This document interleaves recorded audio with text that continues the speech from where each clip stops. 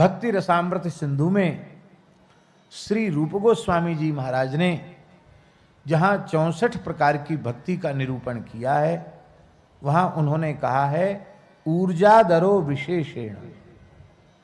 प्रत्येक वैष्णव का धर्म है कि वह कार्तिक मास का विशेष आदर करे।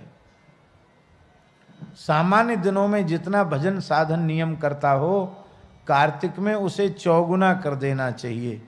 चौगुना न कर सके तो कम से कम दुगुना तो जरूर करना चाहिए, ऐसा शास्त्रों में लिखा है। कार्तिक में दीपदान की भी बड़ी महिमा है। वैसे दीपदान 12 मास किया जाए उसकी बड़ी महिमा है, पर कार्तिक में दीपदान की विशेष महिमा है। इसलिए हमारे सनातन धर्म के ऋषि महर्षियों ने ऐसी परंपरा बना दी कि भले ही महीना भर कोई दीपदान न करे, पर दिवाली को तो दिया सब जलावेंगे, तो कम से कम इस महीना में एक दिन तो दीपदान हो जाए। कौन ऐसा होगा जो दीपावली को दीपक प्रज्वलित न करता हो? पर है पूरे महीने की विधि। और दीपक विशुद्ध वेद लक्षणा भारतीय देसी गाय के घृत से दीपक प्रज्वलित किया जाए तभी दीपदान की महिमा है। ऐसा घी उपलब्ध न हो प्रामाणिक रूप से तो शुद्ध तिल के तैल आदि से ही दीपदान करना चाहिए, घी से नहीं। घी से तभी करे जब प्रामाणिक रूप से यह ज्ञात हो कि यह विशुद्धतम वेद लक्षणा भारतीय देसी गाय का ही घृत है। और ये विशुद्धतम जो विशेषण हमने लगाया है, ये बढ़िया से तो तभी संभव है जब आपके घर में गैया हो और आप अपने दूध जमा करके दही बना करके फिर बिलौना का घी निकालें, वो सबसे उत्तम है। इससे उत्तम कोई दूसरा नहीं। नहीं तो तेल का दीपक।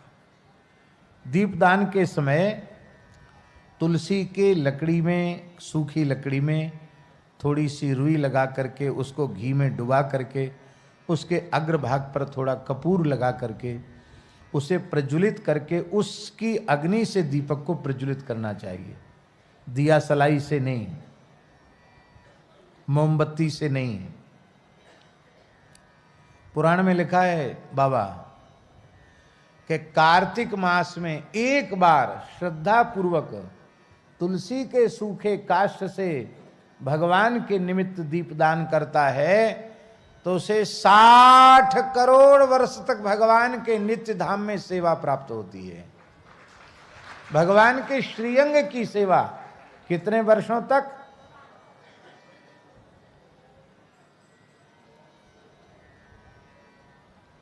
और जो बिना गिनती के दिया पे दिया प्रज्वलित करते हैं उनका तो, इसलिए हम बोलते हैं कि जो वैष्णव हो जाते हैं ना, उनका खाता चित्रगुप्त फाड़ के फेंक देते। कहाँ तक कलम घिसें? इतने पुण्य हैं उनके कि उन पुण्यों की गणना करने के लिए कितना कागज और कितनी कलम कितनी स्याही चाहिए। इसलिए कहते भैया अब तो ये भगवदीय जीव हो गया, अब इसके कोरे कागज पड़े हुए हैं, उस पर तो जय श्री कृष्ण लिखो, श्री कृष्णा शरणम लिखो, अब इसका तो सब खाता समाप्त है। वैष्णव के पुण्य की सीमा नहीं है और दीपदान करके उसका पुण्य अपने पास नहीं रखता। अनेन दीपदानाख्य कर्मणा श्री कृष्ण चंद्र प्रियताम नमम श्री कृष्णार्पणमस्तु श्री रामार्पणमस्तु, भगवान को अर्पित कर देता है। एक रानी थी बाबा, पुराणों में, स्कंद पुराण में कथा आती थी। सूर्यवंश की रानी थी, चक्रवर्ती सम्राट साम्राज्ञी थी वो। तो वो हमेशा दीपदान करती, बड़ा उसको प्रेम दीपदान में। नदी के सरयू जी के किनारे दीपदान, पीपल के नीचे दीपदान, तुलसी के नीचे दीपदान, बट के नीचे दीपदान, चौराहे पर दीपदान, आकाश दीपदान, ब्राह्मणों के यहाँ दीपदान, गौशाला में दीपदान। गौशाला में दीपक रखने की बड़ी महिमा है। तो एक बार विभांडक ऋषि आए और उन्होंने पूछा कि महारानी आपकी दीपदान रूपी कर्म में इतनी श्रद्धा क्यों है? उसने कहा महाराज अब तक किसी ने पूछा नहीं और ऋषियों से ब्राह्मणों से छिपाव दुराव रखना नहीं चाहिए, कपट नहीं करना चाहिए। इसलिए मैं बता रही हूँ, मैं पूर्व जन्म में चूहिया थी। क्या थी? चूहिया थी। तो मारजारी बिल्ली हमारे पीछे पड़ी, तो बिल्ली के डर के मारे मैं भगवान के मंदिर के, नारायण भगवान का मंदिर था, गर्भगृह में घुसी चली गई। और बिल्ली ने तो वहां भी मेरा पीछा नहीं छोड़ा, वो मंदिर में घुस गई। तो मैं भय के मारे सिंहासन पर चढ़ी और सिंहासन से कूदी, तो वहां जहां मंदिर में भीतर दीपक रखा था, दीपक के तेल में गिर गई। तो तेल में गिरने से क्या हुआ भैया जी? तेल में गिरने से क्या हुआ? कहते वो बत्ती जो मंदिर की थी वो धीमी पड़ गई थी, और मेरे गिरने से बत्ती आगे की ओर खिसक गई, सो और बढ़िया से प्रज्वलित हो गई। उस गरम तेल में गिरने से मेरे तो प्राण चले गए, मैं मर गई। किंतु धोखे से दीपक की बत्ती मेरे द्वारा गुणाक्षर न्याय से आगे खिसक गई थी। उस पुण्य के प्रभाव से मुझे सूर्य लोक की प्राप्ति हुई। कार्तिक मास में धोखे से दीपदान हो गया, दिया काऊ को, बत्ती काऊ की, तेल काऊ को, मैं तो चूया ही। बचवे के ताई मैंने छलांग लगाई और सौभाग्य से गिर गई दीपक के तेल में, बत्ती आगे बढ़ गई। तो उसके पुण्य के प्रभाव से मुझे सूर्य लोक की प्राप्ति हुई, और सूर्य लोक में सुख भोगने के बाद मैं चक्रवर्ती, सूर्य वंश के चक्रवर्ती सम्राट की साम्राज्ञी बनी। मुझे अपनी पूर्व जन्म की स्मृति में चूहिया थी, धोखे से दीपदान हो गया, तब उसकी इतनी महिमा है। और श्रद्धा पूर्वक दीपदान करें तब तो हमारे हृदय का अविद्या का अंधकार मिट जाएगा, और सदा सर्वदा के लिए भगवान के चरण कमल प्राप्त हो जाएंगे। यहाँ शैलेश जी 60 करोड़ वर्ष की जो बात है ना, वो 60 करोड़ इस अर्थ में है, माने अनंत काल के लिए। 60 का मतलब 60 करोड़ ही मत समझना, 60 करोड़ एक बड़ी संख्या है। बड़ी संख्या का मतलब है अनंत काल के लिए। क्यों?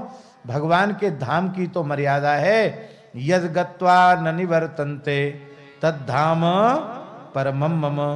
पर कुछ न कुछ तो कहना पड़ेगा, इसलिए 60 करोड़ की एक सीमा बता दी कि एक बार दीपदान कार्तिक में कर ले तो 60 करोड़ वर्ष तक की, और भगवान की नित्य धाम में नित्य सन्निधि और भगवान का नित्य कैंकर्य प्राप्त होता है।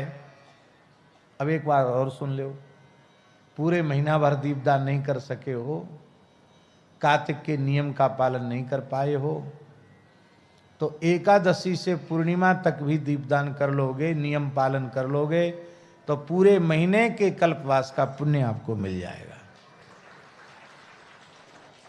पर पुण्य अपने पास रखना नहीं, चोर डकैत पीछे लगे हुए हैं। कछु अच्छो काम करो, तत्काल बोल दो श्री कृष्णार्पण मस्तु।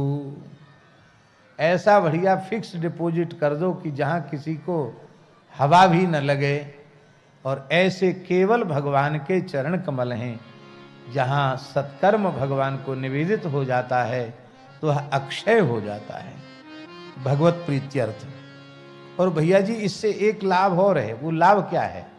वो लाभ ये है कि आपने जब कृष्णार्पण कर दिया